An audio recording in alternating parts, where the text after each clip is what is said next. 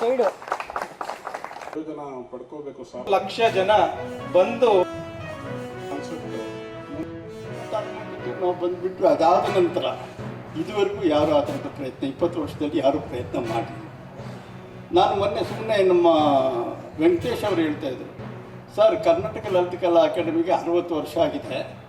60 ವರ್ಷದ ಇತಿಹಾಸದಲ್ಲಿ 600 ಕಲಾಕೃತಿಗಳು ಮತ್ತು ಒಂದು 100-200 ಡ್ರಾಯಿಂಗ್ಸ್ಗಳೆಲ್ಲ ಸೇರಿ ಒಟ್ಟು 700 ಕೃತಿಗಳನ್ನು ಪ್ರದರ್ಶನ ಮಾಡ್ತಾ ಇರೋದು ಪ್ರಪ್ರಥಮವಾಗಿ ನಾವು ಮಾಡ್ತಾಯಿದ್ದೇವೆ. ಸೊ ನಾವು ನಮ್ಮ ಪಾಡಿಗೆ ನಾವು ಖುಷಿ ಪಡ್ಬೋದು ಅಂತ ಹೇಳಿದ್ರು. ನಿಜವಾಗ್ಲೂ ಅದು ಒಂದು ಖುಷಿ ಪಡುವಂಥ ವಿಚಾರನೆ.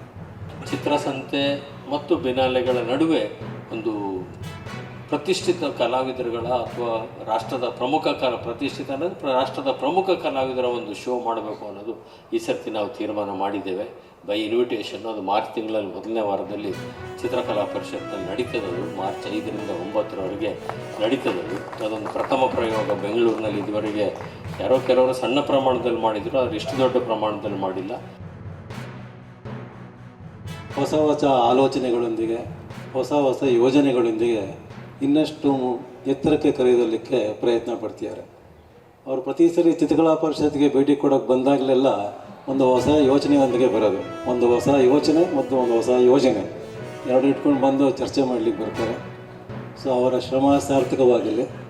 ಕಲಾವಿದರ ಅಭಿವೃದ್ಧಿಗೆ, ಕಲೆಯ ಅಭಿವೃದ್ಧಿಗೆ ಇನ್ನಷ್ಟು ಕಾರ್ಯಕ್ರಮಗಳನ್ನು ಲಲಿತ ಕಲಾ ಅಕಾಡೆಮಿ ಅವರ ನೇತೃತ್ವದಲ್ಲಿ ಹಮ್ಮಿಕೊಳ್ಳಲಿ. ಪೇಂಟಿಂಗ್ ಬಗ್ಗೆ ಆಸಕ್ತಿ ಬಂತು. Now this become my biggest stress buster.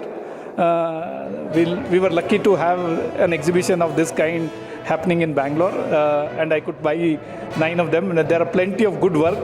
Those who are not yet visited this place should visit and buy lots of good work available here.